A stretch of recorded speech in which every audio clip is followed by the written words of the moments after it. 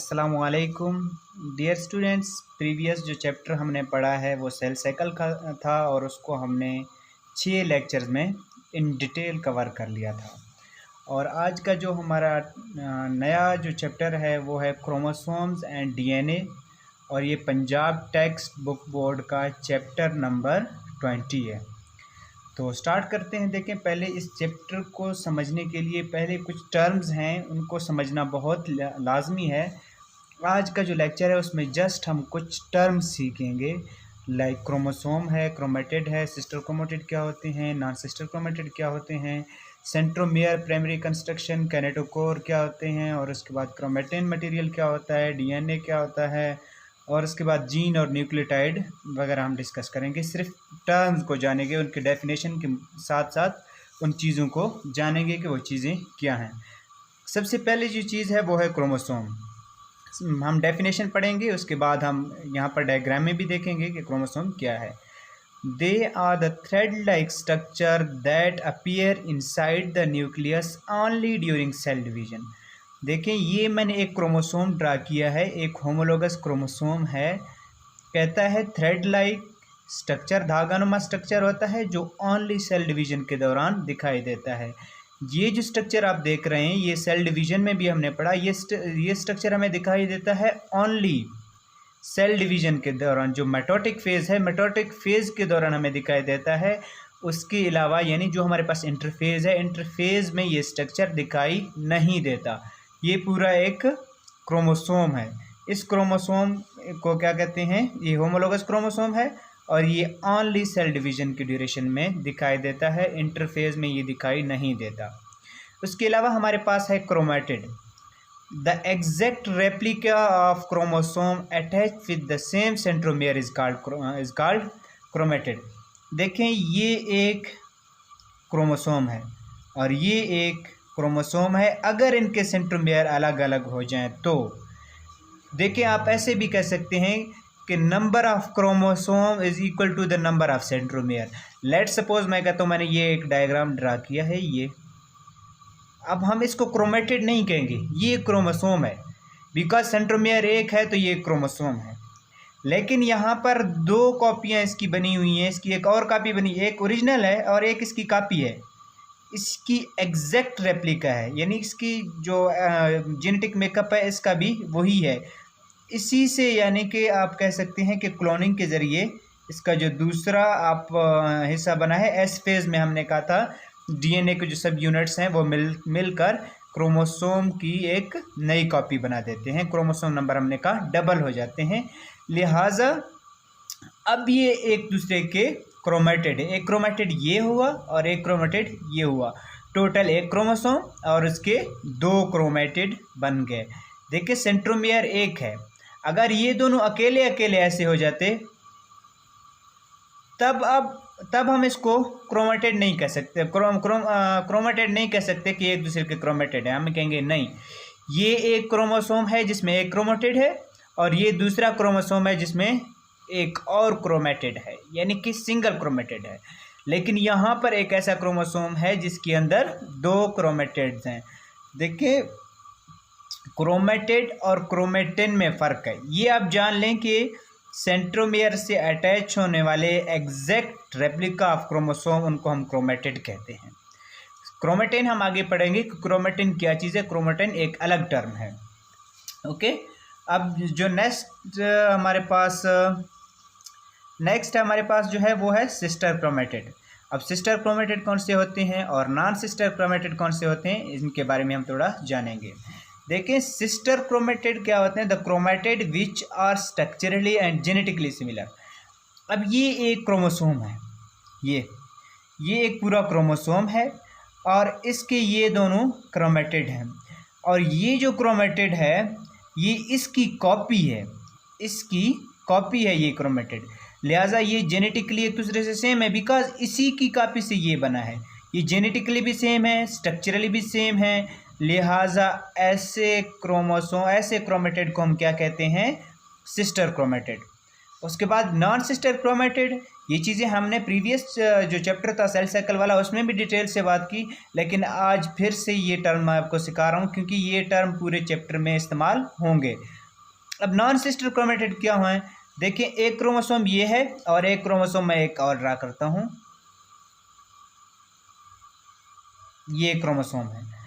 अब इस क्रोमोसोम का ये जो पोर्शन है ये क्रोमेटिड, इसका ये क्रोमेटिड और इस क्रोमोसोम का ये क्रोमेटिड, ये स्ट्रक्चरली सिमिलर हो सकते हैं लेकिन जेनेटिकली ये सेम नहीं है। लिहाजा इस क्रोमोसोम का ये क्रोमेटिड और इस क्रोमोसोम का ये क्रोमेटिड, ये एक दूसरे के क्या हैं, नॉन सिस्टर क्रोमेटिड हैं। ऐसे chromatid which are structurally similar but genetically different, उनको हम क्या कहते हैं, नॉन सिस्टर क्रोमेटिड। अच्छा, सेंट्रोमियर क्या होता है, सेंट्रोमियर को हम प्राइमरी कंस्ट्रक्शन भी कहते हैं। सेंट्रोमियर असल में वो पॉइंट है, वो लोकेशन है जहाँ पर सिस्टर क्रोमेटिड एक दूसरे से मिलते हैं, अटैच हो जाते हैं। ये एक क्रोमेटिड, ये एक क्रोमेटिड, ये दोनों आपस में एक दूसरे के सिस्टर क्रोमेटिड हैं, जेनेटिकली और स्ट्रक्चरली सेम हैं, और ये जिस पॉइंट पर अटैच हैं उस पॉइंट को हम क्या कहते हैं, सेंट्रोमियर। उसके बाद कैनेटोकोर है, three layer of protein around the centromere. देखिए ये है सेंट्रोमियर, इसके इर्द गिर्द 3 लेयर ऑफ प्रोटीन्स हैं। इन 3 लेयर ऑफ प्रोटीन को हम क्या कहते हैं, कैनेटोकोर। देखिए यहाँ से निकलने वाले फाइबर्स को हम क्या कहते थे, सेल डिवीजन में हमने पढ़ा है, उनको हम कहते हैं कैनेटोकोर फाइबर्स, बिकॉज वो फाइबर्स कैनेटोकोर प्रोटीन से आकर अटैच हो जाते थे, इसलिए हम उनको कैनेटोकोर फाइबर्स कहते थे या कैनेटोकोर मैक्रोट्यूब्यूल्स भी कहते थे होने। अच्छा, उसके बाद क्रोमेटिन, यहाँ पर डेफिनेशन में क्या लिखा है, the condense form of chromosome is called chromatin.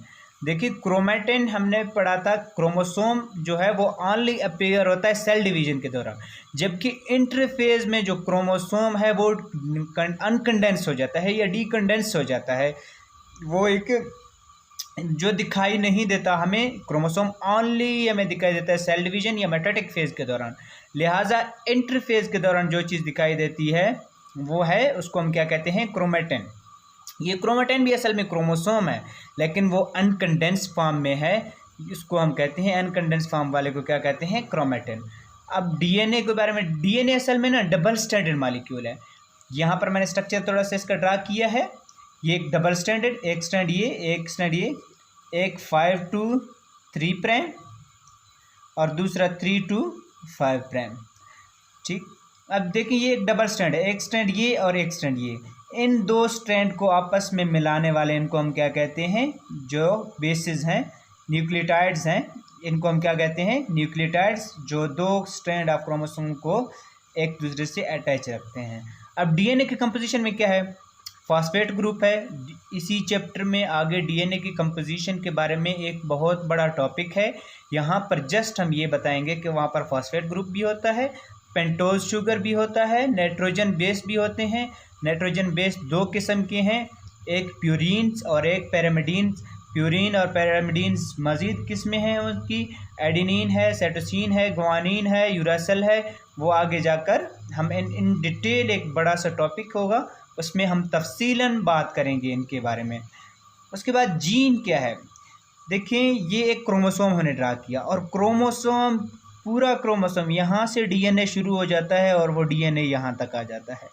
देखिए डबल स्ट्रैंडेड है, यहाँ पर हमने डेफिनेशन में पढ़ा था कि वो डबल स्ट्रैंडेड मॉलिक्यूल है। ये क्रोमोसोम के अंदर डीएनए एक एंड से शुरू होता है और कंटिन्यूसली दूसरे एंड तक चला जाता है, इसको हम क्या कहते हैं, डीएनए।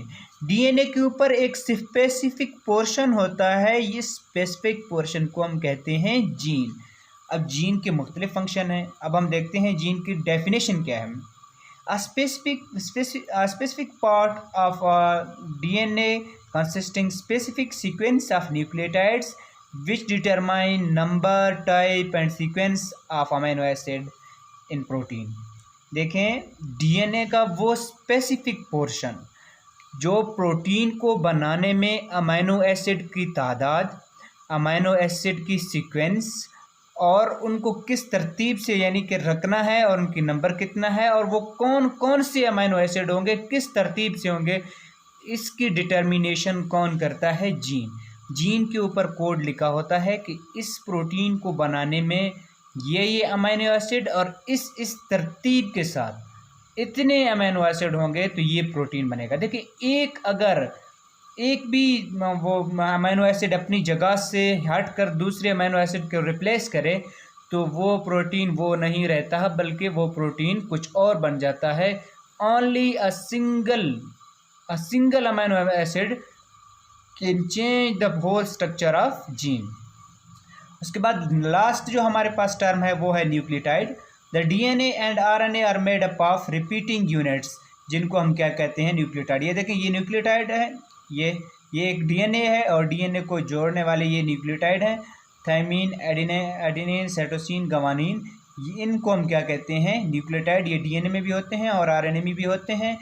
तो यहाँ पर जो थायमीन और एडेनिन के दरमियान होता है वो डबल हाइड्रोजन बॉन्ड होता है, और साइटोसिन और ग्वानिन के दरमियान ट्रिपल हाइड्रोजन बॉन्ड होता है। जो आगे एक पूरा लेक्चर है इसके बारे में, डीएनए के स्ट्रक्चर के बारे में, कि एडेनिन और थायमीन कैसे मिलते हैं, साइटोसिन और ग्वानिन कैसे मिलते हैं, साइटोसिन एडेनिन के साथ क्यों नहीं मिलता और ग्वानिन थायमीन के साथ क्यों नहीं मिलता, वो उसके लिए हम एक कंप्लीट और इन डिटेल लेक्चर जो है वो डिस्कस करेंगे।